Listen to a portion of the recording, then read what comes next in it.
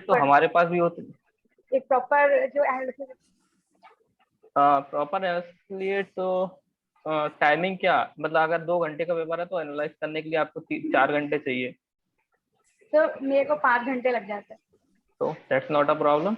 5 घंटे दो, 6 घंटे दो। हाँ संडे तो फ्री है, संडे को संडे तो क्या फ्री प्रॉब्लम है, है। तो नहीं तो है संडे संडे में। को तो की बस एक वजह ही काम से जो होना चाहिए। टॉपिक, संडे जितना को भी 2 आवर टाइम पेपर लगता दो। है, और सारे टॉपिक थे। जितना भी टाइम लगता है उतना तो अच्छा। एक मिनट सोनू, शिवम, आप लोग चैट देख पा रहे हैं सभी बच्चों की? Yes yes. Yes sir. ठीक है, चैट ऑन है। इसके अलावा अब अगला क्वेश्चन कनुप्रिया, आप कुछ पूछना चाहते हो? Yes sir. सर मुझे ये पूछना है कि जब सीनियर्स जो हमारे मॉक टेस्ट देते थे तो उनके एवरेज स्कोर्स क्या रहते थे और जब उनका क्या इफेक्ट आता था जब वो अपने स्कोर्स को देखते थे? ठीक है, आपके सीनियर बताएं। उसके पहले मैं बता दूं कि आप लोगों का स्कोर पिछले साल के बच्चों के कंपेयर में अभी से काफी अच्छा है, बिना एग्जाम आए हुए। बहुत लोग हैं सोनू, सागर या पायल, ये लोग 500 के ऊपर स्कोर कर रहे हैं अभी से। 500 600 तक भी इनके स्कोर जा रहे हैं। अब बाकी ये चारों लोग बताएंगे आपको कि इनके स्कोर क्या जाते थे और स्कोर कम आने पे ये क्या सोचते थे। देखो स्कोर का तो ऐसा है कि वो तो पेपर के ऊपर डिपेंड करता है। कभी कोई पेपर टफ आता था तो जैसे कि मोस्टली सोनू टॉप पे रहता था हमेशा ही। जब भी पेपर टफ आया सोनू टॉप, और पेपर इजी आता था तो फिर ये कोई भी टॉप कर सकता है। इसलिए इतना मत सोचो पेपर, ये सोचो पेपर अगर अच्छा आ रहा तो अपन को बस नंबर ऑफ अटेम्प्ट बढ़ाने हैं और रॉन्ग क्वेश्चन तो करना ही मत। तो क्या है, सोनू एड ऑन कर दो कुछ। हाँ बेसिकली क्या होता है कि जब हम इजी पेपर देते हैं तो इजी पेपर में क्या होता है, क्वेश्चन रिपीट होते हैं या फिर कॉन्सेप्ट बहुत वीक कॉन्सेप्ट लगते होते हैं। तो क्या हम जल्दीबाजी में ना इजी क्वेश्चन को ही गलत करते हैं सबसे ज्यादा। और हार्ड पेपर में ऐसा नहीं है। हार्ड पेपर जब भी आता है तो उसमें होता क्या है, या तो आपसे क्वेश्चन बनेगा या क्वेश्चन बनेगा ही नहीं, तो उसमें गलती होने के चांसेस कम रहते हैं। तो अगर पेपर को आपको ये भी एनालाइज करना आना चाहिए, कोई पेपर अगर इजी है तो उसको इजी वे में हैंडल करना है, कोई पेपर अगर हार्ड है तो उसको हार्ड वे में कैसे हैंडल करना है। हार्ड पेपर आया, क्वेश्चंस कम अटेम्प्ट करें लेकिन हाँ सारे सही करें, रॉन्ग नहीं करना है। तो अगर पेपर इजी आया तो तुमको, क्योंकि बाकी बंदे भी हैं तुम्हारे साथ अराउंड 20-25 हजार बंदे और भी देंगे एग्जाम, तो वो भी इजी पेपर को अटेंड करेंगे और आप भी करोगे। तो बेसिकली इजी पेपर में try to achieve more, try to attempt more questions. और जबकि हार्ड पेपर आए तो कम क्वेश्चंस करो लेकिन राइट करो। इजी में भी यही है, क्वेश्चन तो राइट करना ही है, रॉन्ग तो करना ही नहीं है। नंबर ऑफ अटेम्प्ट बढ़ाने हैं। हाँ नंबर ऑफ अटेम्प्ट्स इजी में ज्यादा रखने हैं और उसमें कम रखने हैं। Shivam if you want to add on something.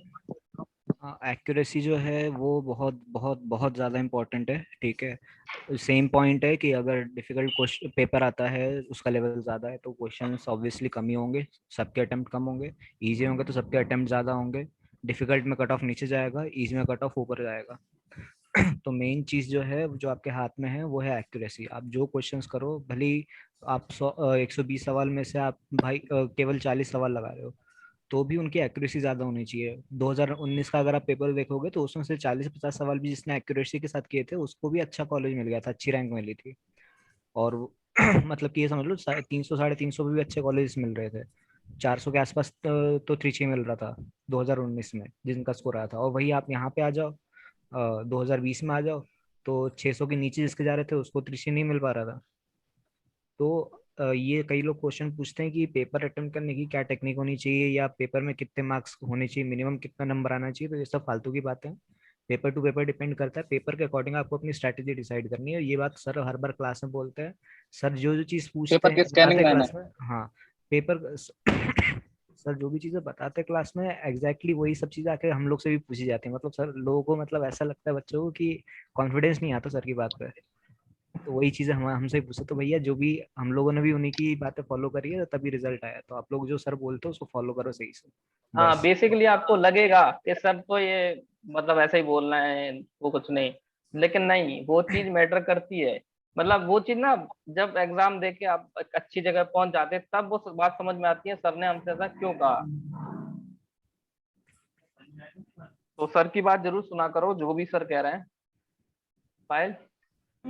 और जैसे तुमने कहा ना कि अगर पेपर बुरा हो जाए तो क्या करे, तो सबसे पहली बात मैं जो करती थी, मुझे अपना पता है, जब भी पेपर बाई चांस कभी कुछ ऐसा हो जाता था कि मुझे लगता नहीं था कि सेटिस्फेक्शन नहीं मिलता था कि पेपर अच्छा हुआ है या मुझे लगता था कहीं ना कहीं थोड़ा सा मिस हो गया, तो मुझे तो डबल मोटिवेशन आ जाता था और मुझे ऐसा लगता था कि चलो अब बुरा हुआ तो हुआ, नेक्स्ट पेपर आने दो, उसमें और अच्छा करेंगे। तो एक पेपर अगर तुम्हारा बुरा हो जाए तो ये मत सोच के बैठ जाओ, डिमोटिवेटेड मत हो जाया करो कि इसमें स्कोर नहीं आया। आगे और आने वाले पेपर है उसमें ट्राई करो और डबल रिवीजन करो और अच्छे से एनालिसिस करोगे तो नेक्स्ट पेपर में जरूर तुम्हारा स्कोर इम्प्रूव ही हो जाएगा। और एक चीज और होती होगी अभी कई लोगों के साथ में कि किसी किसी दिन पढ़ने का बिल्कुल मूड नहीं करता होगा, कि कुछ पढ़ने का मूड नहीं है, कुछ ऐसा मन नहीं हो रहा, फालतू टाइम पास किए जा रहे हैं, यूट्यूब देखे जा रहे हैं।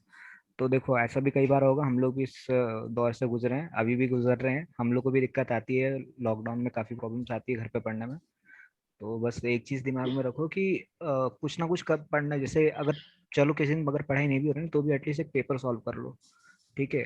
एटलीस्ट एक पेपर तो डेली का सॉल्व करना ही है, क्योंकि अब कब क्या पता कभी भी पेपर का डिक्लेरेशन हो जाए कि हाँ भाई अब पेपर हो रहा है, 15 दिन का टाइम नोटिस पे मिलेगा आपको। तो उसके अकॉर्डिंग तो आपकी तैयारी रहनी चाहिए, पेपर देना आपकी हैबिट हो जानी चाहिए। तो किसी दिन अगर मान लो आप ऐसा अलग से कुछ नहीं भी पढ़े तो भी एटलीस्ट पेपर तो आपको डेली सॉल्व करना ही है, चाहे रिपीटेड पेपर सॉल्व कर सको, नया पेपर सॉल्व करो, कुछ ना कुछ सॉल्व करो ही, करते रहो। उससे बहुत फर्क पड़ता है। और सर निखिल की आप बातें। कुछ पूछना चाह रहे हो? निखिल मैंने आपको अनम्यूट किया, यस बोलिए। Sir, yes sir. और देखिए एक मिनट, आप कुछ पूछें, पर जो बच्चे बोल रहे हैं देखिए बाकी सब बच्चे भी ध्यान रखें। हो सकता है कुछ बच्चों के क्वेश्चन ना हो पाए, पर लगभग सभी के क्वेश्चन जो कॉमन डाउट है वो डिस्कस भी हो रहे हैं। और Yes, sir. आप चारों सीनियर जो है वो त्रिची में है, अपने एक्सपीरियंस बता रहे हैं आपको। इनके साथ भी यही होता था, आपके साथ भी वही हो रहा है। ये कॉमन प्रॉब्लम है, स्कोर कम आना, डिप्रेशन होना लॉकडाउन की वजह से, ये सब। पर हर पेपर का अलग नेचर होता है। पढ़ाई को पायल ने जैसे बोला, अगर स्कोर कम आता है तो डबल मेहनत करनी होती है। कई लोग हाफ मेहनत कर देते हैं, ये नहीं करना है। चलो अब निखिल आप पूछो। Yes sir. सर बहुत सर मेरे मार्क्स सर मैथ में अराउंड 450 सर 500 तक आ जा रहे हैं मार्क्स, 500 तक अप्रोक्स। हाँ। और सर रीजनिंग में सर अराउंड 150 आ जा रहे हैं। और कंप्यूटर में मार्क्स वेरी कर रहे हैं, मतलब कभी अधिक तो कभी कम आ रहे हैं। और इंग्लिश में अराउंड 20-30 आ जा रहे हैं। तो सर मुझे ये सर भी मैं सर मैथ पर और ध्यान दूं या फिर मैं थोड़ा सा रीजनिंग और कहीं और शिफ्ट हो जाऊं? देखो आपको हर सीनियर जगह बताएंगे। हर जगह हर सेक्शन इम्पोर्टेंट है, कभी ये मत सोचना कि मैथ्स इम्पोर्टेंट नहीं है या रीजनिंग कम इम्पोर्टेंट है या इंग्लिश तो ऐसे ही है। भेजो तो रिक्वेस्ट। जो भी सेक्शंस होते हैं सबके सब इम्पोर्टेंट होते हैं, ठीक है। हर एक सेक्शन का फर्क होता है। मैथ्स का ही रहता है कि मैथ्स के बिना तो सिलेक्शन होने से रहा, लेकिन सिलेक्शन होने के बाद रैंक भी चाहिए ना आपको, तो वो हाँ, रैंक बाकी किधर रहेगा, सब्जेक्ट वो रैंक बाकी बूस्ट सब्जेक्ट्स। करते हैं। बाकी सब्जेक्ट्स आपकी रैंक बूस्ट करते हैं। और देखो ये सब चीजें, ये चीजें आपको सर ने भी बोली होगी, तो वो चीजें आप उनकी फॉलो करो। जितनी जितनी हम लोग की एज नहीं उतने साल उनको पढ़ाते हुए हो गए, जब वो बोलते हैं तो उसी कोई क्रेडिबिलिटी है, ठीक है। तो हम लोग भी आप लोग जो सवाल पूछोगे हम लोग सेम वही चीज डिट्टो कॉपी पेस्ट आंसर बोलने वाले हैं जो सर आपको क्लास में बोलते होंगे। बेसिकली एड ऑन ये भी है कि तुम्हें अगर कोई क्वेश्चन, मतलब जैसे मैथ्स में कितना स्कोर आ रहा है? 450 to 500 आ जा रहा है मैथ्स, ओनली मैथ्स में ना? Only math. मतलब इजी दैट पेपर में मीन्स या मीडियम पेपर में? मीडियम में आ जा रहे हैं, वरना लो में 450 के अराउंड, मतलब जो पेपर हार्ड होते हैं उसमें 450 से कम आता है। हाँ, तो यू आर वर्किंग फाइन, इससे क्या प्रॉब्लम है? बहुत बढ़िया। करते रहो, इतना बूस्ट करो। तो मेरा कभी इतना नहीं आता था जल्दी, बट सोनू कहीं का कहीं मार्क्स वेरी कर जाने, लाइक कंप्यूटर में मार्क्स कभी वो कभी तो कम हो करेगा ही जाते ना, हैं। वो तो करेगा ही ना, तो वो तो पेपर बेसिकली के लेवल पे है। मैं इस रैंक सेक्शन पे बूस्टर ज्यादा जो फोकस कर रहा सब्जेक्ट हूँ है, मैं। रैंक बूस्टर सब्जेक्ट के लिए प्रीवियस ईयर्स आना चाहिए तुमको, पूरे रटे होने चाहिए प्रीवियस ईयर्स को। मतलब रटे हुए इन द सेंस कि तुमने इतने बार सॉल्व कर लिया कि वो क्वेश्चन देखा तुमको और आंसर मारा। रट जाए, आंसर मारा है। और कंप्यूटर की सागर का तो कंप्यूटर ये की था एक कि वो नींद में ये बता देता था ये ईयर में ये क्वेश्चन आया है। हम लोग को क्वेश्चन पूछना पता करना था ना कौन से ईयर का, तो हम लोग सागर से पूछते थे बताओ भाई कौन से साल का है पेपर, कौन सा क्वेश्चन है। देखो देखो बच्चों को मोस्टली डाउट रहता है रीजनिंग में। रीजनिंग के लिए देखो मैंने क्या किया था, मैं तो इम्पीटस की जो भी टेस्ट सीरीज थी उसी को भाई बहुत बार सॉल्व करता था। मैंने पजल जो भी इम्पीटस में पजल आए होंगे टेस्ट सीरीज में, और जो भी प्रीवियस ईयर पजल आए होंगे, बहुत बार सॉल्व कर लिए थे। ऐसा लग रहा था कि बस इनके तो देखते ही आंसर याद हो गए थे। एक चैट और में ऐसे क्वेश्चन है पजल एक चैट में क्वेश्चन है, मॉरिस मानो अच्छी बुक है कि नहीं, तो नहीं, वो यहाँ पे आके पढ़ बुक्स के लेना। पीछे मत भागो भाई। वो मॉरिस मानो भी वो हमको पढ़नी ट्रिची है, भी वो आप हम पढ़ कॉलेज रहे में हैं। जाकर पढ़ लेना, हमारे लिए प्रतीक सर छोड़ का दो। भाई, अभी जो प्रतीक सर प्रतीक जो सर का शीट दे रहे हैं कंटेंट ना, है बेस्ट है। बस देखो वही अभी सर कितनी मेरे अच्छी बात प्रैक्टिस बोली, सर वाला रीजनिंग को लेके कई बच्चे परेशान होते हैं। अभी कितनी अच्छी बात बोली, जो आप टेस्ट दे रहे हो ना उसमें अब तक जितनी पजल्स आई हैं, और अब ट्यूसडे से एक और टेस्ट चालू हो रहा है, इन लोगों का मैं अलग से एक टॉपिक वाइज टेस्ट भी कर रहा हूँ। जिसमें मैं बताऊं इनको 50 क्वेश्चन मैथ्स के लिए 1 घंटा, 40 क्वेश्चन रीजनिंग के लिए। आप इन्हीं पेपर को सॉल्व करते जाओ, मत हो परेशान। नया करने में कंफ्यूज होने की जगह आप 10,000 स्टैंडर्ड क्वेश्चन जो हम दे रहे हैं 20,000 वो कर लोगे ना, तो कम से कम 25% पेपर तो सेम होगा। तो आप पहले मेरे से उसकी भी चिंता करो आप सब अरे लोग। सर 60% हो जाएगा सिर्फ। अरे सर 60% मैं हो अपनी जाएगा। बात बताऊं तो सर मैंने भी आज तक कभी रीजनिंग के लिए कोई बुक नहीं लगाई। मैंने बस जो पेपर या शीट मिलते थे उसके अलावा कभी कुछ नहीं लगाया। और मेरे से जो कोई पूछता भी है ना, पर्सनली कॉल करके या मैसेज करके पूछता है कि भैया आपने कौन सी बुक लगाई थी रीजनिंग के लिए, लॉजिकल रीजनिंग के लिए, तो मैं बोलता हूँ भैया मैं बस जो कोचिंग में शीट्स मिलती थी बस वही लगाता था, उसके अलावा कोई बुक नहीं लगाई मैंने, उठा हाँ के भी नहीं बेसिकली देखी। मैं भी क्या कि शुरुआत में जोश था मेरे को कि हाँ रीजनिंग करनी है, तो मैंने एक बुक खरीदी, पहले 2 दिन लगाई, फिर वो बुक बिल्कुल फिर जो कभी की नहीं जो खोली। वो रखी रही, कभी खोली ही नहीं। मतलब प्रीवियस ईयर और जो सर के जो इम्पेटस के अपने आते हैं उसमें वही कंटेंट वही पैटर्न होता है, बस क्वेश्चन तो कभी चेंज हो जाएगा, कभी कभी क्वेश्चन सेम भी हो जाता है, तो उसकी ज्यादा टेंशन मत लो। प्रीवियस ईयर और ये कोचिंग के नोट्स लगाते रहो, मतलब इनको बार बार लगाओ। एक बार लगाने से क्या होता है कि वो क्वेश्चन हम कभी भूल भी जाते हैं, तो दोबारा लगा लो, एक बार और लगा लो, तो एकदम तुमको याद भी रहेगा क्वेश्चन। और क्वेश्चन याद नहीं रहेगा तो कोई उसकी एक फेड मेमोरी कुछ क्वेश्चन की रहती है जो हमें जल्दी ग्रैब कर ली है क्वेश्चन करने के लिए, जब जल्दी ग्रैब कर लेते हैं क्वेश्चन को। आकांक्षा आप कुछ पूछना चाहते हो बेटा? हाँ सर, एक्चुअली ना जैसे कि लोग कहते हैं कि मुझे प्रीवियस ईयर याद हो गया, मुझे तो याद ही नहीं होते प्रीवियस ईयर के जितने मतलब जो क्वेश्चन हो चुके हैं उसके आंसर मुझे कभी याद ही नहीं रहते हैं। तो याद किसने बोल वी दिया आर याद नॉट करना सेइंग है? अबाउट याद नहीं लर्निंग। करना है, याद नहीं करना, वो अपने आप कंसेप्ट हो समझ लो। जाएगा, अपने आप हो प्रैक्टिस जाएगा। सॉल्व होने के बाद याद रह जाते हैं ना, मैं कितनी बार हाँ सॉल्व तो करूँ लेकिन मुझे एक दो अरे तो करनी पड़ेगी। सुनो आंसर सुनो देखो सुनो तो सुनो नहीं सुनो, देंगे। एक मिनट मैं बताता कौन हूँ। देगा इसका आंसर? एक मिनट, अपना फोन नंबर भूलते हो कभी आप? हाँ आप लोग इनको अपने नहीं बाद सर। में नंबर भी दे दीजिएगा, जिन नंबर पे बच्चे आपसे कांटेक्ट कर पाए तो ये आपसे बात कर पाएंगे, पर इनको बता भी देना कि कब ये बात करें। अच्छा, आपको आपके सीनियर के नंबर मिलेंगे, पर आप जब ही करिएगा मैसेज जब आपको सही में जरूरत हो, है ना? हाँ सर, तो एक वो चीज आपको है कि बराबर हेल्प करेंगे। हाँ डोंट सर, एक चीज आस्क है द आपने कि सिली किए हुए क्वेश्चन। हैं ऑलरेडी। हाँ, सिली क्वेश्चंस के लिए मतलब कोई जेन्युइन कोई डाउट हो तो भी कोई कॉल करो या मैसेज, क्योंकि हम लोग का फिर हाँ शेड्यूल निमसेट का काफी फॉर्म कैसे टाइट भरे रहता है। भैया, ये सब हाँ, हाँ मेरे ये पास निमसेट तो का फालतू फॉर्म ऐसे कैसे ऐसे भरे क्वेश्चन भैया? ऐसे हाँ मैसेज इस है कि बार पढ़ाई में इस मन बार नहीं लग रहा, पेपर क्या कैसे करें? आने वाला है। हाँ, हाँ मतलब डोंट आस्क द पेपर आएगा सिली तो फॉर्म थिंग। कैसे भरना है? देखो पेपर तो इस बार भी इजी आएगा। क्वेश्चन में कहीं समझ नहीं आते कैसे करना है। एक क्वेश्चन और है, वेक्टर इक्वेशन कभी भी सॉल्व नहीं हो पाते, जो इजी होते हैं वो तो जाते हैं, और जैसे कि बहुत सारे इक्वेशन दे दी हो फिर सॉल्व करना, वो कभी भी हाँ सॉल्व तो भी नहीं हो सुनो, पाता उसका है वो वाला उसका भी क्वेश्चन। उसका भी उसका भी उसका भी सोल्यूशन है, 3 वर्ड्स का सोल्यूशन है। ठीक है, क्या? 3 वर्ड्स क्या है? Practice practice practice. अरे प्रैक्टिस तो तब वेक्टर करेंगे का समझ आएगी करना क्या है, अरे मतलब करोगे तो अप्रोच ही इजी आ समझ गए। नहीं आती कैसे। इजी इजी फर्स्ट बार, इजी नहीं भी नहीं पहली बार में नहीं आता था ना, पहले आपने पढ़ा उसके बाद इजी नहीं क्वेश्चंस किए। मतलब ये है कि ना पढ़ने के बाद समझ में आता है कि कौन कौन से स्टेप्स फॉलो होंगे, क्या कर सकते हैं क्या नहीं। उसको कुछ क्वेश्चन ऐसा समझ नहीं आता कि स्टार्ट कहाँ से करें खत्म कहाँ से करें। बता रहा हूँ ना, प्रैक्टिस से ही समझ में आएगा। Give me an example, I am कोई अनेबल टू एग्जांपल दो, अंडरस्टैंड योर हाँ, कोई क्वेश्चन। कोई फिजिक्स बेस्ड क्वेश्चन पे दिक्कत आती होगी, ये होता होगा जो फिजिक्स रिलेटेड क्वेश्चन होते होंगे। फिजिक्स रिलेटेड क्वेश्चन तो आते नहीं है ऐसे सर, मतलब जैसे कि सी डॉट ए वेक्टर है उसकी वैल्यू कुछ गिवन है, और बी डॉट ए वेक्टर कुछ गिवन है, सी प्लस ए का cross multiple with A vector given है, अब उसको बताना है कि एंगल बताओ ए और सी में, या फिर कुछ ऐसे क्वेश्चन। अब देखो बेसिकली ऐसा, इसके लिए इसमें आप मुझे जहाँ तक कॉल लग रहा है कि आपको प्रॉब्लम ये नहीं है कि आपको कॉन्सेप्ट नहीं आता, आपको शॉर्ट फॉर्मूला नहीं ट्रिक नहीं आता पता, है। सुनो इनको, नो दोनों यू लोग को don't short know the trick. Formula actually. Formula सही से आपने रिवाइज नहीं किया होगा। देखो क्या रहता है हर का पेपर कि एनालिसिस देखते अलग हो? अलग क्वेश्चंस, अलग अलग देखो क्वेश्चन में आपको इन्फो, पहले जब क्वेश्चन पढ़ते हो तो क्वेश्चन में आपको एक ए वेक्टर दिया होगा, मान लो 3 वेक्टर दिए हैं, 2 वेक्टर की आपको वैल्यू दे रखी है, तीसरे का नहीं पता हुआ है, फिर 2 का क्रॉस प्रोडक्ट दे रखा है, या दो का पेयर करके डॉट प्रोडक्ट दे रखा है, या क्रॉस प्रोडक्ट दे रखा है, उससे आप कुछ एंगल निकाल सकते हो, उनसे ये सब इन्फॉर्मेशन आपको ड्राइव करनी पड़ेगी। कुछ क्वेश्चन होता है, हर क्वेश्चन ऐसे देख के मारने वाला नहीं होता, या फॉर्मूले पे वैल्यू पुट करने वाले नहीं होते, कुछ को थोड़ा सा आपको सॉल्व करना रहता है। तो वो आप जब करोगे उसके लिए सॉल्व एग्जांपल्स पहले देखो।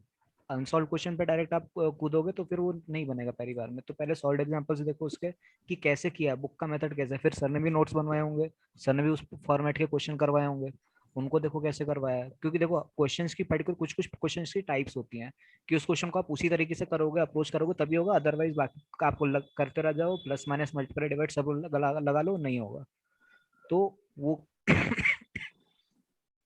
म्यूट हो आप शायद, आकांक्षा। दीपांशु आप कुछ पूछना चाहते हैं? दीपांशु जैन।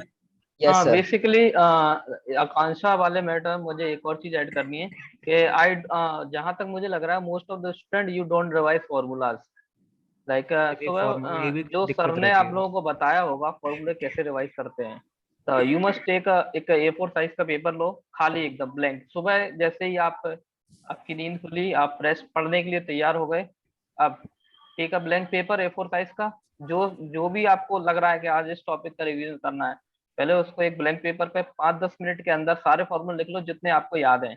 बुक नहीं खोलना, कुछ मत खोलो, सब बंद करके फॉर्मूलेस पहले लिखो।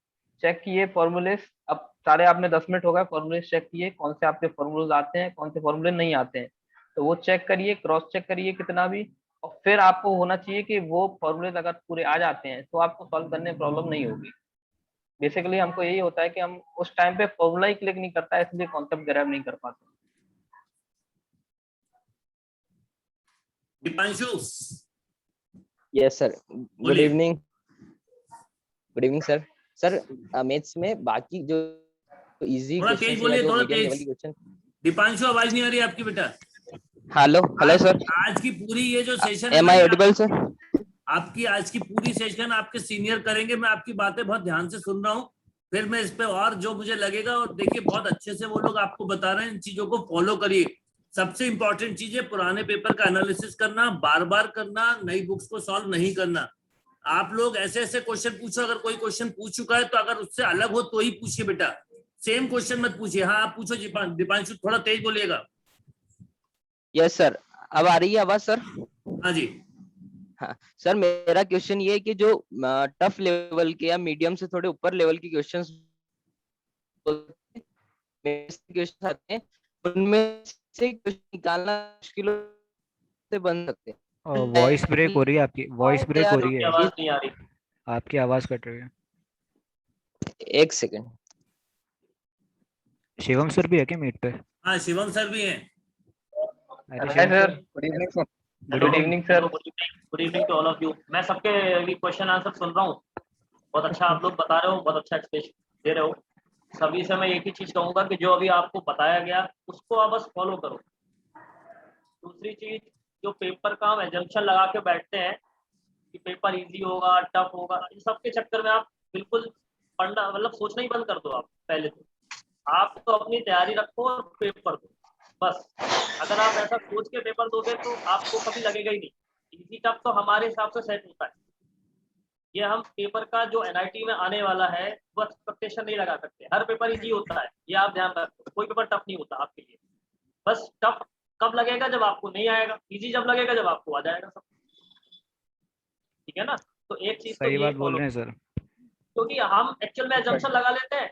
अभी जो लास्ट पेपर था, कई लोगों ने एजम्पशन लगाया 2019 का जो पेपर आया था शायद उस जैसा पेपर आ जाए, तो उसके हिसाब से सोचा पेपर इतना आसान आ गया कि वो यही सोचना भूल गए कि यार ये हो सकता, इतना आसान सवाल कैसे हो सकता है, इतना आसान कैसे हो सकता है। तो कई लोगों ने मार्क फॉर रिव्यू लगा दिया, मार्क फॉर रिव्यू लगा दिया, मार्क फॉर रिव्यू लगा दिया। अच्छा इसके पहले हमको आधे घंटे मिलते हैं तो हमने इंस्ट्रक्शंस पढ़ने के लिए रूल्स नहीं देखे। इंस्ट्रक्शंस नहीं पढ़े। क्योंकि हमारे यहाँ के जो टेस्ट हैं या किसी भी जगह के जो भी टेस्ट हैं, हम लोगों ने जो अपना एक इंस्ट्रक्शन का फॉलो किया है। इम्पिटस के पेपर में किसी ने इंस्ट्रक्शंस नहीं पढ़े, तो वो आज तक नहीं आई। शिवम सर, तो वो ये प्रॉब्लम यहाँ पे भी होती है। यहाँ पे भी कई बार ऑनलाइन जैसे ऑनलाइन टेस्ट होता है ना, बंदे इंस्ट्रक्शंस पढ़ना भूल जाते हैं। वही तो मैं कह रहा हूँ कि इम्पिटस के पेपर में भी किसी ने इंस्ट्रक्शंस पढ़े ही नहीं है। मतलब मैं कहता हूँ अगर 2 बजे का पेपर है तो आपको कितने बजे बैठना चाहिए? 1:30 बजे बैठना चाहिए। तो आप 1:30 बजे जब बैठोगे जब ही आप पेपर को एनालाइज कर पाओगे। यानी कि आप 2 बजे बैठते हो, आपको वहां पर तो आधे घंटे पहले इंस्ट्रक्शन ओपन कर दिए जाते हैं पेपर में, तो आप इत्मीनान से वहां पर बैठ के पढ़िए। अब हुआ क्या कि जब पेपर आसान आया तो कंफ्यूजन हुआ, यार इतना आसान कैसे हो सकता है, इसको मार्क फॉर रिव्यू कर देते हैं, इसके बाद में उसको सेव नहीं किए। तो ये तो बहुत लोगों के साथ प्रॉब्लम हुआ। हाँ सर, ये प्रॉब्लम हुई। हाँ तो सबके साथ हुई। ये जो प्रॉब्लम थी, मुझे पेपर के बाद सभी बच्चों के मैसेज आए, कॉल आए कि सर ये प्रॉब्लम हो। ठीक है, वहां पर आपको सारे इंस्ट्रक्शंस पढ़ने हैं, आपको आदत डालनी है कि आपको इंस्ट्रक्शंस पढ़ने हैं। दूसरी चीज आपकी जिसमें कमांडिंग हो, जो टॉपिक जैसे आपकी एलआर अच्छी हो तो आप एलआर पे जाओ, आपकी मैथ्स अच्छी हो तो आप मैथ्स। शुरुआती 10 से 15 मिनट में यदि आपने 15-20 क्वेश्चन अटेम्प्ट कर लिए तो आप आगे चले जाओगे, बहुत आगे जाओगे। वहीं अगर आपने शुरुआती दौर में जो क्वेश्चन सेलेक्ट कर लिए वो उसमें उलझ गए तो फिर आपको ऐसा लगेगा कि अब क्वेश्चंस नहीं बन रहे और आप घबरा जाओगे, क्योंकि आम तौर पे होता है कि घर में हम घबराते नहीं है। यस घर में घबराते ये हैं, प्रॉब्लम होती है सर। यही क्योंकि हम इसको फाइनल नहीं मानते, ये सबसे बड़ी प्रॉब्लम है, सभी के साथ में प्रॉब्लम है। अब जैसे मेरे पास में अभी बच्चे मैसेज करते हैं, कॉल करते हैं, तो उनमें यही प्रॉब्लम सर, बार बार वही मिस्टेक हो रही है, बार बार वही मिस्टेक हो रही है। तो अगर बार बार आपकी वही मिस्टेक हो रही है तो मतलब आप उस पर वर्क नहीं कर रहे हो। सबसे इम्पोर्टेंट बात ये है, आपके आज 10 गलत हुए, अच्छा जिनका पेपर बिगड़ जाता है उसका अगले हफ्ते और बिगड़ जाता है, इसी सोच में कि यार ये पेपर और खराब हो गया। सोचना नहीं है। जो पायल ने बात कही थी वो बहुत अच्छी बात की थी, अगर आपका पेपर खराब होता है तो आपको उससे डबल मेहनत करनी है और आपको उन गलतियों पर वर्क करना है जो आपसे मिस हो रही है, ठीक है ना। और ये चीज सोचना बंद कर दो कि पेपर कैसा आएगा। देखो हर पेपर में कुछ ना कुछ आपका वेरी करेगा, कुछ छूटेगा, कुछ आपको नया बनेगा, ठीक है ना, क्योंकि हर पेपर नया बनाया गया और नए तरीके से बनाया गया और ये बहुत सोच के साथ बनाया जाता है कि एग्जामिनर क्या सोचता है और कैसा पेपर आपको दे सकता है, इसलिए हर पेपर नया होगा। और जो 2020 या 2021 का पेपर आएगा वो भी थोड़ा नया होगा। आसान और कठिन की परिभाषा आप लोग मत सोचो, बस ये मैं कहूँ। या बेसिकली जो मेरे साथ 2020 का जो मैंने पेपर दिया, तो मेरे साथ हुआ क्या, इंस्ट्रक्शन पढ़ने के लिए 1 घंटा था। वी वर वेरी नर्वस, क्योंकि कोरोना का टाइम था, नर्वस थे निमसेट का पेपर कैसा आएगा। तो 1 घंटे तो इंस्ट्रक्शन मैंने कम से कम 10 बार पढ़े होंगे, इंस्ट्रक्शन से इंस्ट्रक्शन। उसके बाद जैसे ही पेपर खोला तो लाइक पहले 40 मिनट में मैंने 30 क्वेश्चन कर लिए थे, एंड ऐसे मैथमेटिक्स के क्वेश्चन। और वो भी ऐसा नहीं कि मतलब मुझे सॉल्व करने हो, मेरी प्रैक्टिस ही इतनी ज्यादा हो गई थी कि वो क्वेश्चन मैंने देखा तो मैंने मार्क किया, मैंने क्वेश्चन देखा यस ये मार्क किया, मुझे मतलब सॉल्व करने की जरूरत नहीं पड़ रही थी पेपर्स को। तो इतनी प्रैक्टिस आप लोग कर लो ना तो बहुत अच्छी बात है। मतलब वही क्वेश्चन दोबारा तिबारा एक बार 4 बार सॉल्व कर लो, प्रीवियस ईयर के पेपर्स हैं वो भी सॉल्व करते रहो, तो वो एक माइंड में आप सेट हो लोग जाते को हैं। वॉइस की दिक्कत आ रही है क्या? चैट बॉक्स में कई लोग लिख रहे हैं कि आवाज नहीं आ रही। नहीं आवाज तो क्लियर है, नेटवर्क का इशू हो रहा है, जिनके पास आवाज नहीं आ रही है यहाँ पे अच्छा। कुछ लोगों के पास आवाज हो सकता है नहीं जा रही हो, पर मुझे क्लियर आ रही है आवाज और ऑलमोस्ट नेटवर्क सभी को इशू। क्लियर आ रही है। हाँ वॉइस मुझे भी हाँ सोनू कंटिन्यू। या सुनो, आप कुछ बोल रहे थे बेटा, आप लोग जो बता रहे हैं बच्चों के लिए वो सुनना बहुत जरूरी, इसलिए मैं किसी और बच्चे का जब तक क्वेश्चन नहीं ले रहा हूँ जब तक इनकी बात पूरी ना हो जाए। ये लोग या तो जरूरी नहीं कि आज एक मीटिंग में मिलेंगे मैं इनको फिर बुला लूंगा, बिल्कुल चिंता मत करिए, पर आप लोग बहुत ध्यान से सुनिए। तो वही मैं कह रहा था कि मतलब 40 मिनट में मैंने पहले ही 30 क्वेश्चन मैथ के कर दिए, तो यू कैन एनालाइज कि कितना बेनिफिट हो गया मेरे लिए। मतलब कुछ आगे करने नहीं था, जितने भी क्वेश्चन थे 40 मिनट में, मतलब 30 क्वेश्चन वो प्लस जो क्वेश्चन मार्क करने थे वो मार्क कर दिए, आगे बढ़ गया, रीजनिंग कर ली, रीजनिंग के बाद कंप्यूटर्स कर ली, तुरंत तुरंत होता गया। तो लाइक अगर आपकी प्रैक्टिस अच्छी होगी तो आप सब कर लेंगे। मतलब आपको इतना पेपर देख के इतना कॉन्फिडेंस आ जाएगा कि मतलब तो करते ही जाओगे, रोकोगे ही नहीं। लाइक 2020 पेपर तो मेरे लिए तो केक वॉक की तरह था। मतलब मैं करता ही गया, मतलब मैंने 120 में से 105 क्वेश्चन कर लिए थे। हाँ एक और चीज कि अगर ये कहा जा रहा है कि इजी पेपर में आपको मतलब क्वेश्चन सॉल्व करने की जरूरत नहीं पड़नी चाहिए, तो उसका मतलब ये नहीं कि मतलब गलत याद है तो गलत मार के आ गए, तो पता चल रहा है कि 120 में 120 सवाल लगा दिए और पता चल रहा है कि 60-70 सवाल गलत हो गए, तो ये काम भी नहीं करना है। ठीक है, देखो हाँ सबका पेपर अटेम्प्ट करने का सबका दिमाग जो होता है अलग अलग रहता है, किसी को क्वेश्चंस याद रहते हैं किसी को नहीं रहता है। मैं अगर अपना एग्जांपल लूँ तो मुझे ज्यादा क्वेश्चंस याद नहीं रहते थे, तो निमसेट के एग्जाम में क्वेश्चंस मेरे सब देखे हुए होते हैं, सब एक बार में देख के सॉल्व होते थे, लेकिन फिर भी बोला नहीं भैया मेरे से गलत मेरे क्योंकि मेरे नेगेटिव बहुत होते थे। ठीक है मैं भी सोनू से कम नहीं था नेगेटिव करने में, तो मेरे भी नेगेटिव बहुत होते थे, तो मैंने अपने दिमाग में बस एक चीज बना कर रखी, भाई कुछ भी करो भले ही मैं 10 सवाल कम करूंगा लेकिन मैं एक्यूरेट करूंगा। तो जो क्वेश्चन अब इजी क्वेश्चन भी थे मेरे देखते ही बन भी रहे थे, बट स्टिल मैं एक एक स्टेप वाले थे, ज्यादा टाइम नहीं लग रहा था, बट स्टिल मैं एक बार उसको पेन पेपर से मतलब करके देख रहा था कि हाँ सही है कि नहीं, कहीं मैं गलत तो नहीं कर रहा, कुछ मिस तो नहीं कर रहा, कुछ प्लस माइनस के, कई बार प्लस माइनस की जैसी बहुत छोटी मिस्टेक सबकी होती है, प्लस माइनस की मिस्टेक सबकी होती है।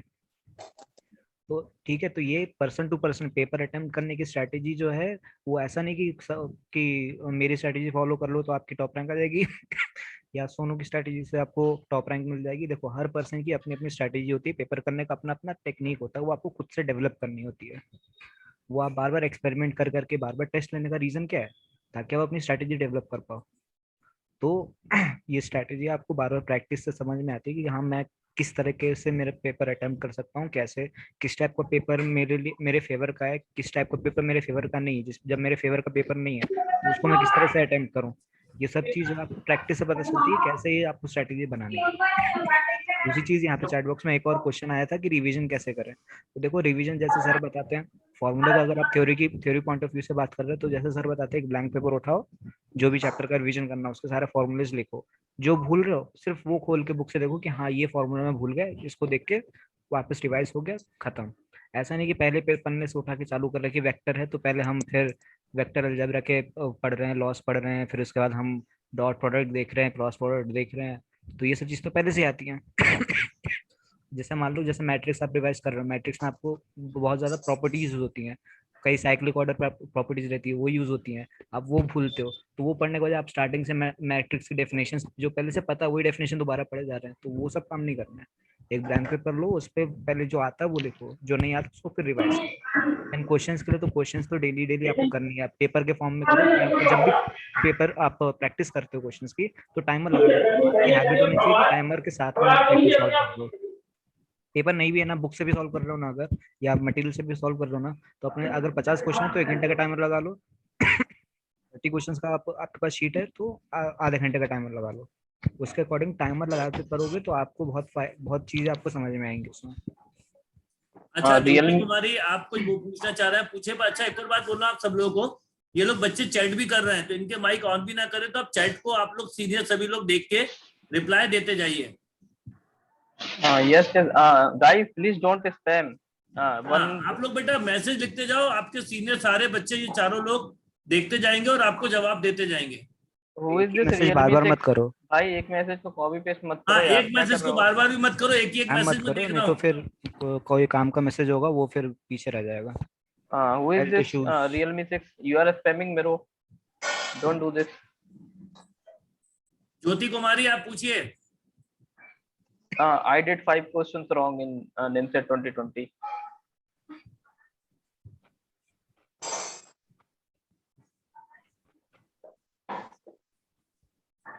दीपक कुमार, कुछ बच्चों का पजल देख के पजल जैसा दिमाग हो जाता है, उस पर जवाब दे दीजिए। दीपक कुमार पूछो। Hello sir, good evening. Hello बेटा। Good evening sir. सर हमें ये दिक्कत होती है सर, एग्जाम देने वक्त जो होता है ना सर, स्ट्रेस ज्यादा हो जाता है। स्ट्रेस हो जाने से ये होता है ना कि आता हुआ क्वेश्चन भूल जाते हैं और उसको टिक आउट नहीं करता। फिर पेपर एनालिसिस के वक्त ये पता चलता है कि हमको वो आता था, बस यही ज्यादा दिक्कत चल रही है सर। अराउंड 500 तो मार्क्स आ जा रही है, 500 से ज्यादा जा ही नहीं पा रहे सर। सबसे रिवीजन सब कर लेते सर, एग्जाम जो सर टेस्ट के समय जो था ना सर, बस बेसिकली वो स्ट्रेस इतना ज्यादा हो जाता है कि सर एग्जाम के सब दिमाग से निकल जाता है सर। और प्लस ये भी हो जाता है कि क्वेश्चन आता हुआ क्वेश्चन भूल जाना, और फिर उसके बाद जब पेपर एनालिसिस करते हैं तो बाकी जितना भी होता है सब वहां पे आ जाता है। बस यही स्ट्रेस का ज्यादा। सुनो देखो, स्ट्रेस मैनेजमेंट का देखो, आप यहाँ पे बार बार आपको मॉक क्यों दिए जा रहे हैं?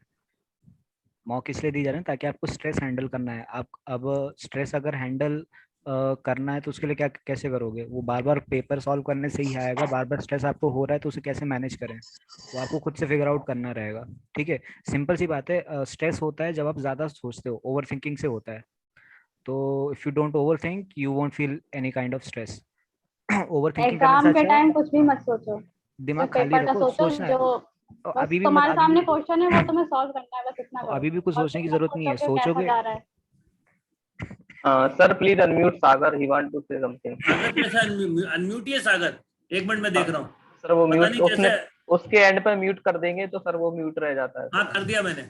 वो ऐसा हो रहा है सर कि मतलब हम ऐसे लोग मैंने आप चारों पांचों लोगों को वैसा कर रखा है सेट की, आप लोगों को आप पता नहीं कैसे हो गया सागर।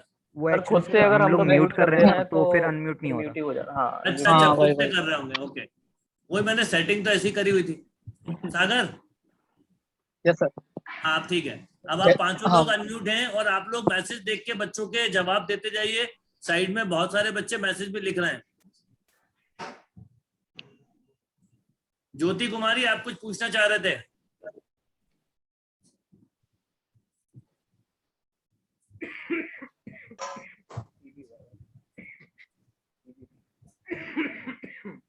एक मिनट में आपको एक तो इसको कभी ज्योति को अनम्यूट कीजिए सर, अनम्यूट कीजिए। हाँ ठीक है, चलिए कोई और पूछना चाहे तो पूछ सकता है। सर मैं पूछ सकता हूँ? Shobhit. Yes okay, Deepanshu then you go on. Yes sir. Shobhit बोलो बेटा। हेलो यस यस पूछो। Good evening sir. Good evening sir actually problem ये हो रही है, स्कोर अच्छा हो जा रहा है, 400 500 प्लस स्कोर जा रही है, बट रियल सिनेरियो में दिक्कत ये हो रहा है कि जब भी एग्जाम में टफ क्वेश्चन आ रहे हैं उसको चैलेंज ले लेता हूँ और उससे फिर देखता हूँ कि उसको करते करते 7 से 8 मिनट ऑटोमेटिक आगे चले गए और बाकी क्वेश्चंस पे फिर प्रेशर बनने लगता है एग्जाम्स में, बाकी क्वेश्चन छूट जाते हैं, कंप्यूटर साइड और प्रेशर हो जाता है, रीजनिंग में प्रेशर हो जाता है, डिले होती है। ठीक है, मैं तुम्हारा क्वेश्चन समझ गया कि तुम एक क्वेश्चन को ज्यादा टाइम दे रहे हो। तो बेसिकली तुमको क्वेश्चन पहचानना आना चाहिए कि कौन को क्वेश्चन तुम कर सकते हो, कौन से क्वेश्चन नहीं कर सकते हो। Paper scanning is the main part. Paper को स्कैन करना भी एक बताया होगा सर ने कि पेपर को हम स्कैन कैसे करें। हमको पता होना चाहिए कि कौन सा क्वेश्चन करना है, फर्स्ट राउंड में कौन सा क्वेश्चन करना है, सेकंड में कौन सा करना है, थर्ड राउंड में कौन सा करना है। तो 3 लेवल जो सर ने बताए होंगे आपको, इजी, मीडियम, हार्ड। तो आपको पहचानना आना चाहिए कि इजी क्वेश्चन कौन से हैं। 1 से 1 से लेकर 50 तक सारे स्कैन करो। ऐसा नहीं कि तुम बैठे हुए हो तो तुमको दिखेगा नहीं। 1 से 50 तक सारे स्कैन करने, फिर तुमको पता लग जाएगा अपने आप कि ये क्वेश्चन इजी है तो इसको अटेम्प्ट करो। फिर इसके नेक्स्ट मीडियम पे जाओ, फिर हार्ड पे जाओ, और वो भी तुम्हें 1 घंटे के अंदर करना आना चाहिए। इसलिए तो मॉक होते हैं कि हमको पता तो लगे कि क्वेश्चन कैसे आ रहे हैं हर बार। या Payal, you want to add on something? Gurmeet. हाँ, इसने बोला कि चैलेंज कर देता, तो चैलेंज करना ही क्यों है पेपर में? चैलेंज करना है तो रिवीजन टाइम पे क्वेश्चन को चैलेंज करो। दीदी उस टाइम लगता पेपर है कि में ये तो वही क्वेश्चन वही हमसे करो हो क्या जाएगा। कर रहा है? जो भी टारगेट तुम्हें लगे तुम्हारा बेस्ट है। ठीक है, मैं ऑडिबल? बाई को ट्रांसफर। गुरमीत आप कुछ पूछना चाह रहे हैं? Yes sir. सर मैंने लास्ट ईयर एग्जाम दिया था, तो मेरे साथ क्या हुआ था कि बस मैं एग्जाम प्रेशर और नहीं कर रहा था उस टाइम पर। तो मैं बस ये पूछना चाहता हूँ गुरमीत आपकी आवाज क्लियर नहीं आ रही है। सोनू अनम्यूट करना सर। अब म्यूट करियो।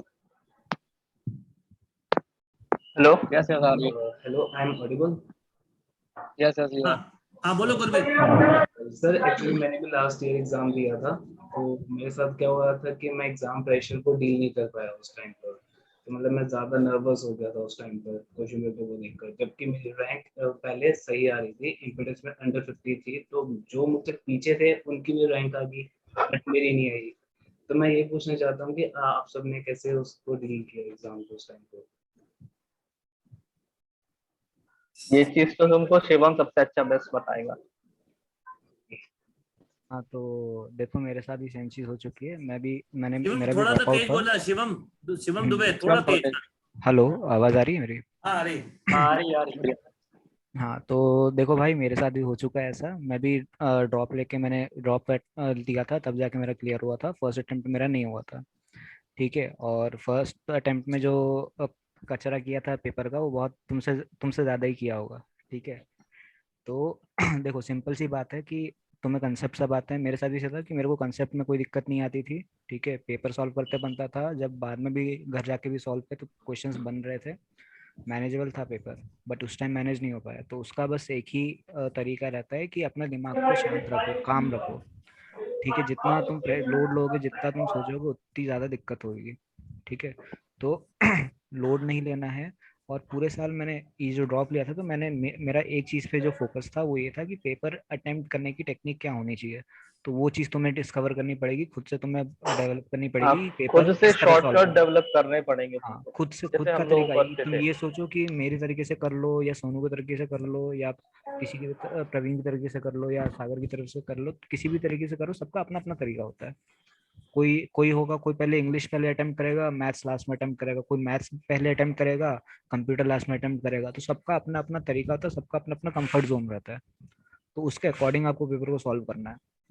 तो वो चीज आपको फिगर आउट करनी पड़ेगी। कंसेप्ट में कोई दिक्कत नहीं था तो फिर आपका 50% काम तो ऐसे ही होगा। अब आपको बचा हुआ काम क्या है, आपको बस अपनी टेक्निक फिगर आउट करनी है कि मेरे को पेपर सॉल्व किस तरीके से करना है, ऑर्डर डिसाइड करना है कैसे सॉल्व करना है।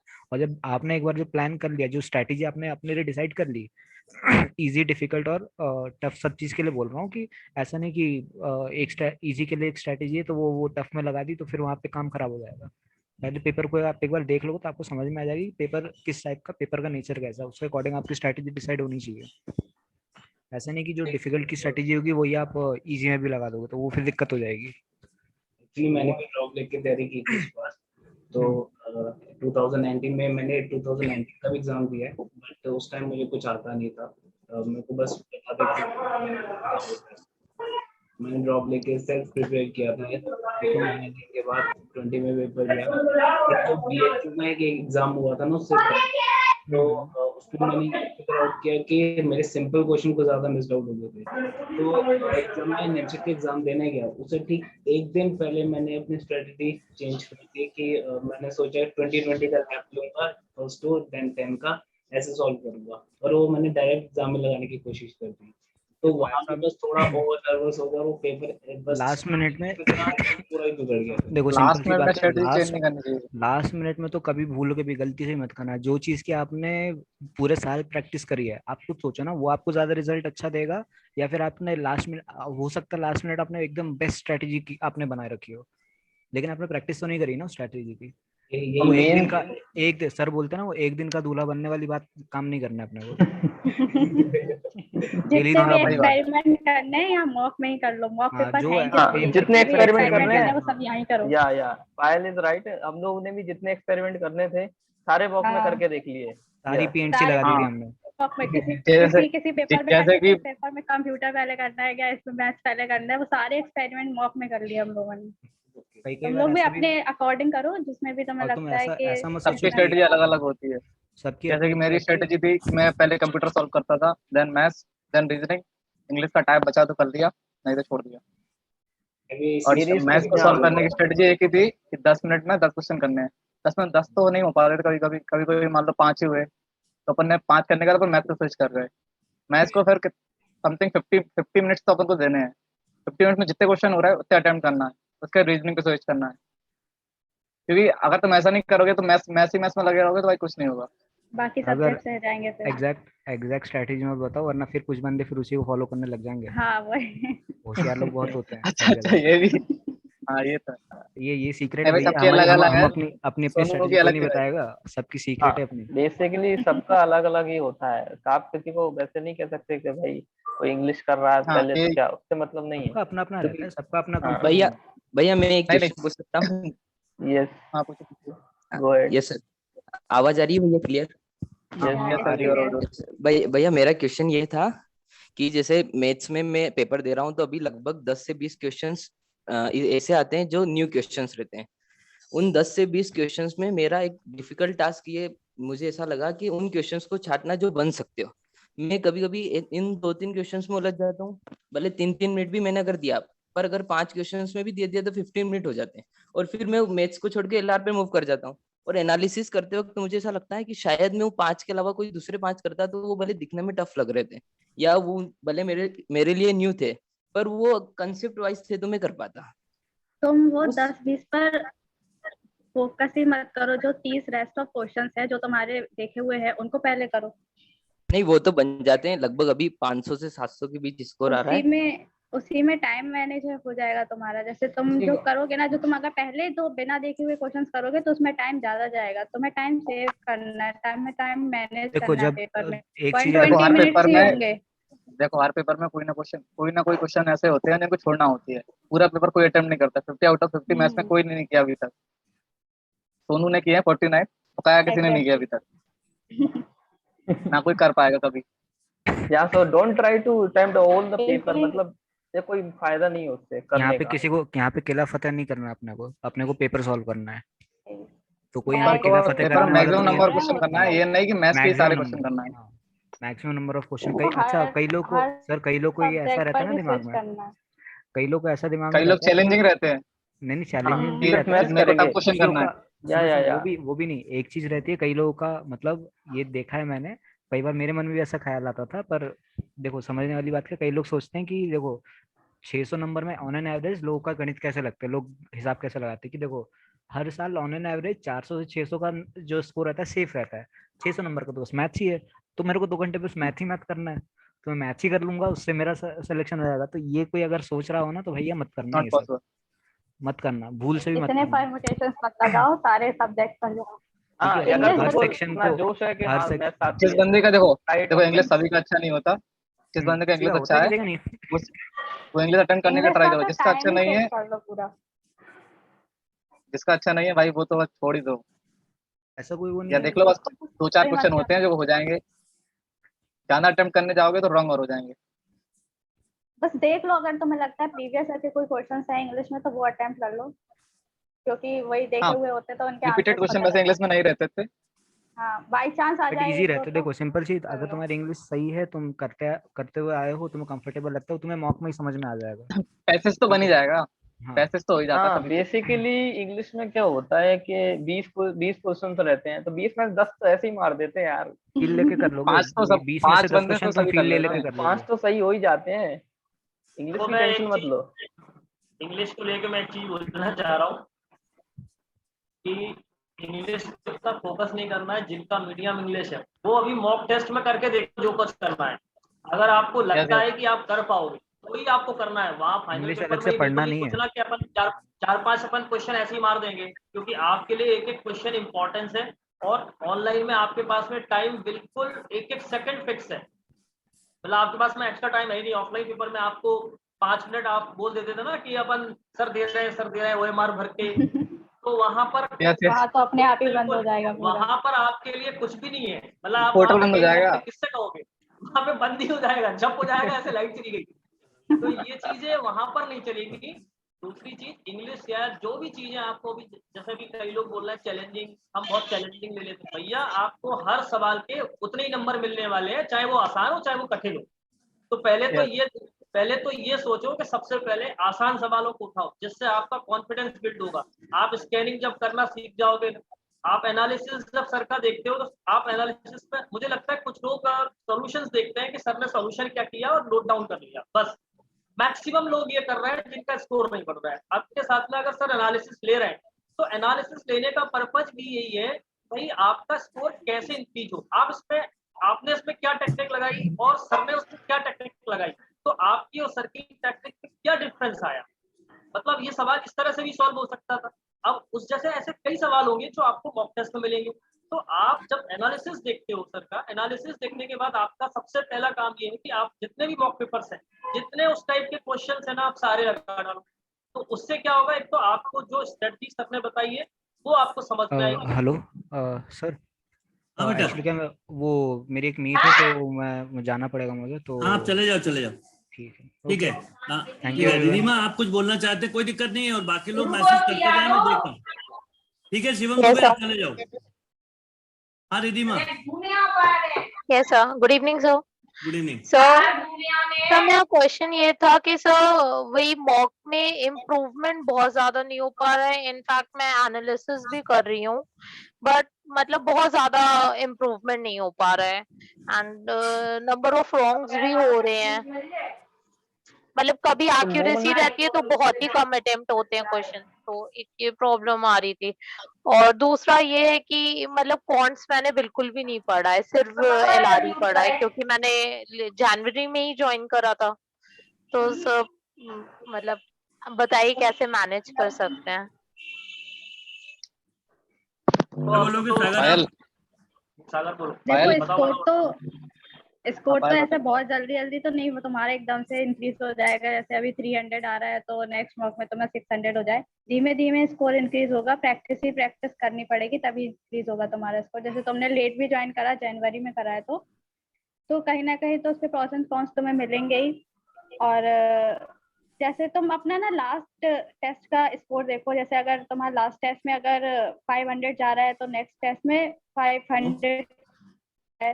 गुड इवनिंग, तुम लाइव ये नहीं हो भी क्या? वेरी कर सकता है अगर डिफिकल्ट पेपर पर, व्हाट्सएप पे हेलो भेजो, पेपर का डिफिकल्टी पर व्हाट्सएप पे जा हेलो भेजो। सकता है। ऐसा अगर पेपर तुम्हारा इजी है तो लास्ट उसके पेपर के कंपैरिजन में स्कोर अच्छा जा सकता है। अगर बाई चांस पेपर हार्ड आ जाता तो तुम्हारा स्कोर डाउन हो जाएगा। तो ऐसे मत सोचो कि तुम्हारा स्कोर नहीं बढ़ रहा है, प्रैक्टिस करते रहो अपना, बस एक ही सॉल्यूशन है स्कोर यस बढ़ाने मैम। के लिए। एंड मैम वो प्रैक्टिस के लिए मैम मैं बस मॉक ही एनालिसिस कर पाती हूँ। एंड मतलब मैंने सारी डीपीटीज भी नहीं सॉल्व करी, क्योंकि मतलब जहाँ से मैंने ज्वाइन करा था मैंने वहां से सारी डीपीटीज करी है।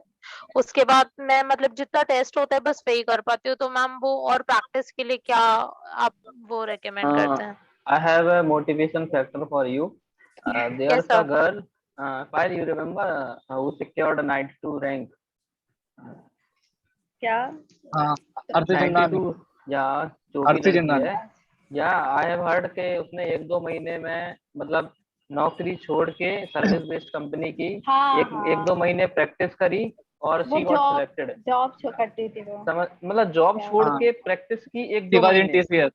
हाँ, TCS, या राइट, सर्विस बेस्ड कंपनी में मतलब जॉब छोड़ now के और she is in practice NIT करी के। And she is an she is an NIT NIT। She's in NIT. तो आपके 6 महीने तो बहुत मतलब 10 to 6 है ना बहुत आपके ज्यादा। लिए तो। और 6 मंथ यार काफी इतना कम अभी तो नहीं है। बहुत तुम टाइम मत है। सोचो कि 6 मंथ। अभी तो क्या पेपर भी 6? तुम्हारा देखो आगे बढ़ गया। 6 मंथ्स आर कम्प्लीटली इनफ। मैंने ना वो 20 में भी एग्जाम दिया था, लेकिन ये हो गया था कि मेरे नंबर ऑफ रॉन्ग्स बहुत हो गए थे, तो that's why I am taking a drop. तो हाँ, तो दैट्स 20 नॉट अ में भी दिया प्रॉब्लम। है तो भी पढ़ा ही होगा तो पहले से पढ़ा भी। तो तो ये होगा मत ना। सोचो कि टाइम कम है। टाइम तो मोर देन सफिशिएंट है, टाइम की कोई प्रॉब्लम नहीं है। या तो आलस बहुत तो है घर में या तो आलस बहुत है। पेपर डेली दिया करो। कोई भी अगर मतलब तुम अभी ये मत सोचो पेपर कि डेली कोचिंग देने में के बाद पेपर नहीं हो रहा है। कोचिंग में अगर बाई चांस किसी दिन गैप हो, एग्जाम ना हो कोचिंग में, तो तुम कोई प्रीवियस ईयर का पेपर उठाकर सॉल्व कर लो। पेपर डेली हाँ, दो। कई लोगों DPTs ने तो करते ही रहो। नए हेलो। विदित, आप कुछ बोलना चाहते हैं? हेलो, मैं ये कह रहा हूँ कि अभी भी कई लोगों ने नया ज्वाइन किया है और उनका भी परफॉर्मेंस आने लग गया है। तो इट डजंट मैटर कि आपने जनवरी ज्वाइन किया है कि फरवरी ज्वाइन किया है, अभी भी आपके पास में मुझे लगता है कम से कम 2 मंथ्स है और 2 मंथ्स में आप अपनी स्ट्रेटजी बना सकते हो, इंक्रीज कर सकते हो। मुझे याद है लास्ट टाइम हम लोगों ने फास्टैग के साथ में क्रैश कोर्स शुरू किया था 2 मंथ्स का, जब हमको लगा था कि फाइनल डेट एक बार जुलाई है, शायद जुलाई में भी डेट इंक्रीज हुई थी। तो उस कोर्स में ज्वाइन करने के बाद 2 या 3 महीने बचे थे, 3 महीने का। तो 3 महीने में भी कुछ बच्चों ने बहुत अच्छी रैंक लेके आए। तो इससे मैटर नहीं करता कि आप ज्वाइन कब करते हो, आप जिस दिन से ज्वाइन करते हो के लिए करते क्या हो, ये मैटर करता है। तो उन लोगों ने मॉक को सीरियसली लिया। आपको मॉक पेपर सबसे पहले वो सीरियसली लेने हैं, जितने भी मॉक पेपर्स आपको कराए जा रहे हैं, और एक मॉक पेपर को आपको 3 अटेम्प्ट्स मिलते हैं। तो आप उन तीनों बार उसको करो ना, एक ही पेपर को 3 बार दो ना, क्या प्रॉब्लम है। लेकिन ऐसे नहीं देना, जैसे आपने आज दे दिया उसको 15 दिन बाद देना है, उसको फिर अगले 20 दिन बाद देना है। और अगर आपको एक मॉक पेपर में पहली बार 2 घंटे का टाइम मिला था, तो आप कोशिश करिए 1.5 आवर या 1 आवर में देना है। अगली बार आपको, तो उससे क्या होगा, आपका कॉन्फिडेंस बिल्ड होगा जब आपसे क्वेश्चंस बनेंगे ना, क्योंकि जो आती हुई चीज जब हम कर पाते हैं तो उसमें हमें लगता है नहीं अब हमको आने लग गया, एक फीलिंग आने लगता है। जब आपको फीलिंग आने लग जाएगी तो फिर आपसे क्वेश्चंस भी बनेंगे, और फिर आपको जो नहीं भी पढ़ा होगा ना, जब आप सर की एनालिसिस क्लास देखोगे ना, उससे ही आपको बहुत सारे क्लू मिल जाएंगे कि यार इसको ऐसे करना चाहिए। ये चीज आपको अपनानी चाहिए, आई थिंक। और पेपर को ऐसे मत सोचो कि पेपर देना है एक ड्यूटी जैसा दे दिया। पेपर को बिल्कुल एक्चुअल पेपर जैसा समझ कर दो। इम्पिटस का पोर्टल भी बिल्कुल अपने जो NIT का होगा पेपर, बिल्कुल उससे बहुत 90% तक सेम ही होगा, और BHU का तो बिल्कुल ही सेम होगा पोर्टल। तो उसे बिल्कुल ना तुम फील करके दो कि तुम एक्चुअल पेपर ही दे रहे हो। ये मत करो कि ड्यूटी जैसा पेपर दे दिया बस हो गया। विदित, आप कुछ बोलना चाहते हैं, बोलिए विदित। 1 मिनट, हाँ बोलिए। हेलो। हाँ विदित, good evening sir. Good evening. आपके बहुत डाउट रहते हैं, मुझसे तो पूछता, आज अपने सीनियर से पूछिए। सर आज मैंने मॉक दिया था जैसे, हाँ। तो उसमें मतलब मेरे काफी क्वेश्चन में अनअटेम्प्ट ही रहे। मतलब मैंने जो अटेम्प्ट भी किए थे ना, उसमें भी क्या हुआ कि 2-3 गलत हो गए, और ज्यादातर मेरे नॉन अटेम्प्ट ही रहे सारे। तो अभी मेरा जैसे कोऑर्डिनेट ज्योमेट्री आधा पड़ा है, मतलब आधे से ज्यादा पड़ा है। तो मैं ये पूछना चाह रहा हूँ कि अभी मैं मॉक को बंद करके कोऑर्डिनेट को पहले खत्म करूँ, फिर मॉक दूं, या फिर दोनों साथ साथ करूँ? Very great idea. पागल हो क्या? बंद मत करो, भाई ऐसा मॉक मत भी करो चाहिए यार। तो मॉक तो देना ही है। ये तो थॉट ही निकाल दो माइंड से। मॉक दे के फिर तुम्हें पता चलेगा कि एक्चुअल में तुम्हें करना क्या है। ये नहीं कि तुम पहले मॉक बंद कर दिया और तुमने वो कर चालू कर दिया। This is not fair. मतलब पेपर दिया हमने, हमें मान ले कि आज कितना स्कोर रहा तेरा? 300 के करीब आया था। तो मैथ्स में कितना मैथ्स करा में था? कितने अटेम्प्ट हुए? मैथ्स में बहुत कम थे, मतलब 50 में से 20 के करीब हुए बस, मतलब सही। 20 सही हुए। अटेम्प्ट कितने किए, गलत कितने थे? 37 मेरा शायद से 37 मेरे नॉन अटेम्प्ट थे, उसके अलावा सारे मतलब सही थे। हाँ यही था, 50 में से 37 नॉन। मैं मैथ्स का पूछ रहा हूँ। हाँ मैथ्स का ही बता रहा हूँ मैं। 37 नॉट अटेम्प्ट थे, यानी हाँ 17 राइट थे। हाँ 13 राइट थे। हाँ 13 राइट थे। 50 माइनस 37 13 राइट था। तो उसमें तुमने एनालिसिस किया कि कौन से चैप्टर से कौन कौन सा क्वेश्चन आया, या जो चैप्टर तुमने पढ़ लिया उसके कितने क्वेश्चन तुमसे बने कि नहीं बने? आज वाले उसमें मॉक में क्या था कि कोऑर्डिनेट के क्वेश्चन ज्यादा थे, मतलब कोऑर्डिनेट बहुत ज्यादा था, तो इससे भी मेरा कम हो गया वो। मतलब मैं समझ गया था कि हाँ इसकी वजह से ही हुआ है। तो बेसिकली हम लोग क्या कहना चाहते हैं, तुमने पेपर एनालाइज किया नहीं किया मुझे नहीं पता। अगर एनालाइज किया होगा तो तुमको पता होगा कि कौन सी चीज कौन से टॉपिक से आई है। ठीक है, हाँ राइट? वही मैं बता रहा हूँ कि जो कोऑर्डिनेट का अभी पोर्शन था वो तुमको कोऑर्डिनेट अरे का यार टॉपिक वाइज होगा, सुनो टॉपिक भी सुनो पता टॉपिक होगा वाइज ना होगा। तुमको। कोऑर्डिनेट में मुझे रेक्टेंगल मुझे सॉरी ये साइकिल सर्किल का क्वेश्चन था, सर्किल नहीं आया। तो सर्किल अगर उस क्वेश्चन में नहीं बना तो फिर से तब जाके सर्किल रिवाइज करना है, ना कि ये कि सर्किल नहीं आता तो पहले सर्किल पढ़ लिया फिर मॉक दे रहे हैं, फिर भी क्वेश्चन ऐसे नहीं बनेगा। सर्किल के 5 तुमने क्वेश्चन मॉक आते हैं, दिया, तुमसे 4 तो बनने सर्किल के चाहिए। क्वेश्चन नहीं आए, नहीं बने, फिर तुमने सर्किल रिवाइज किया, सर्किल आ गया, तब क्वेश्चन आराम से बन जाएगा। सर्किल में भी ऐसे सब टॉपिक्स देखो कि सब टॉपिक का नहीं बना। फॉर एग्जांपल टेंजेंट नॉर्मल का नहीं बना तो वो जाकर पढ़ो, ये नहीं कि पूरा सर्किल ही पढ़ने बैठे हाँ। स्टार्टिंग से। और स्टार्टिंग से पढ़ने बैठोगे फिर तो जैसे थक जाओगे। डीबीटी वगैरह मिलती है तो डीबीटी से सब क्वेश्चन आराम से बन जाता है। जैसे नया क्वेश्चन आया पेपर में, कोई फ्रेश क्वेश्चन आया तो उसमें बहुत दिमाग लगाना पड़ता है। फिर मतलब मान लो अगर वो नहीं भी बना, फिर पेपर के बाद बन जाता है, वो पेपर के टाइम पे नहीं बनता, तो इसमें भी प्रॉब्लम रहती है काफी। ये सबके हमारे साथ भी होता था, सबके ये साथ होता ये है। प्रॉब्लम कोऑर्डिनेट में मोस्टली होती है लोगों को। कोऑर्डिनेट के लिए कोऑर्डिनेट थोड़ा प्रोसेस ऐसे रहते हैं। थोड़ा लगता है थोड़ा कोऑर्डिनेट ट्रिक्स यूज करो, थोड़ा माइंड यूज ट्रिक्स भी करो यूज किया। एग्जाम हाँ उसके ऑप्शन से देखो कैसे हो सकता है। जरूरी हाँ, नहीं कि सारे ऑप्शन क्वेश्चन सेटिस्फाई तुम्हें सॉल्व करके ही देखा करने करो। हैं। मतलब ऑप्शन से ही बता रहा हूँ, वो मतलब हो ही जाता है, ऐसे ही हो जाता है। अब नहीं ऑप्शन नहीं, देख के इसको आंसर आ प्रैक्टिस जाता करो है तो सभी हो का वो तो। जाएगा। ये होता है सबके साथ कि कोई किसी को मतलब कहीं पॉइंट दबा दो, कहाँ से रख रहा है। ये तो ट्रिक्स खुद से जनरेट हो जाती है, ट्रिक्स जब हम प्रैक्टिस करते रहेंगे। और जैसे जैसे मैं रिवीजन करता हूँ तो मैं क्या करता हूँ कि फॉर्मूला वगैरह है वो मैं लिख लेता हूँ। मेरे पास एक बोर्ड है तो बोर्ड पे लिखता रहता हूँ मैं, सुबह 10 मिनट या आधा घंटा जितना भी लगता है। नहीं, उसके बाद आधा घंटा नहीं, 10 मिनट के बाद। तो मतलब रिवीजन कैसे करना चाहिए, मैं तो सिर्फ ये करता हूँ कि फॉर्मूला लिखता हूँ और जो नोट्स में जो क्वेश्चन होते हैं बस वो पढ़ के फिर डीबीटी सॉल्व कर देता हूँ। तो सही है ये मतलब। बेसिकली देखो, रिवीजन तो करना ही है तुम्हें फॉर्मूलेस का। उसके बाद नेक्स्ट स्टेप है कि रिवीजन करने के बाद फॉर्मूलेस की ये भी तो देखना है कि कौन सा फॉर्मूला मुझे आता है, कौन सा फॉर्मूला नहीं आता है। ये भी तो देखोगे ना, तो उसके लिए भी थोड़ा हाँ, और टाइम ये दो। भी देखना है जैसे कि इक्वेशन ऑफ टेंजेंट कैसे बनानी है, कैसे निकालना है टेंजेंट की इक्वेशन। फॉर्मूला तो याद करने से थोड़ी कुछ होगा, उसका भी एक पैटर्न है अलग अलग निकालने का कि कैसे अपन को कौन सा पॉइंट निकालना है। नहीं मैं ये जनरली कैसा बात कर रहा हूँ। मान लो कुछ कोई भी जैसे ट्रिग्नोमेट्री है या फिर कैलकुलस है, उसमें तो हम यही कर सकते हैं ना, मतलब फॉर्मूला लिख के फिर ही क्वेश्चंस करना। तो क्या सही है ये? फॉर्मूला लिख के ही तो हाँ, फॉर्मूला क्वेश्चन लिखने के बाद करेगा क्वेश्चन करना है सबसे बेस्ट। करो और क्या। ज्योति कुमारी आप कुछ पूछना चाहते हैं?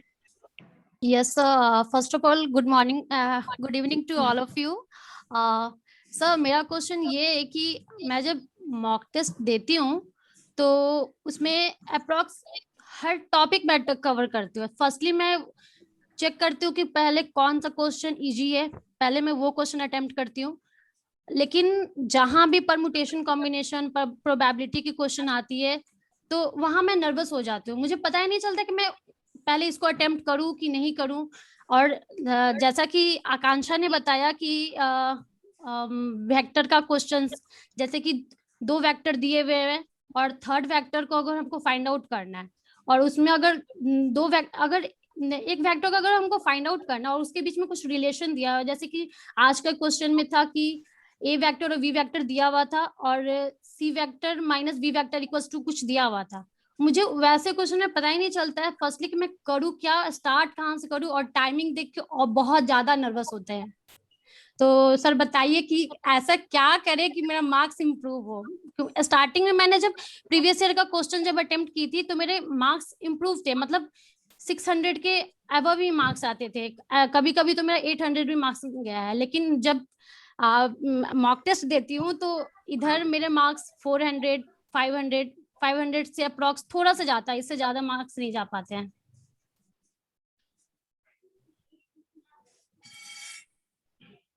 अच्छा एक बात बताओ, वेक्टर के अलावा और भी 41 क्वेश्चन हो गए सारे? हाँ, वेक्टर के अलावा मेरे सारे क्वेश्चन हो जाते हैं। वेक्टर में सबसे ज्यादा प्रॉब्लम मुझे परमुटेशन, कॉम्बिनेशन, प्रोबेबिलिटी और वेक्टर में आते हैं सबसे ज्यादा। परमुटेशन कॉम्बिनेशन तो कितना इजी होता है, आपके लिए होगा।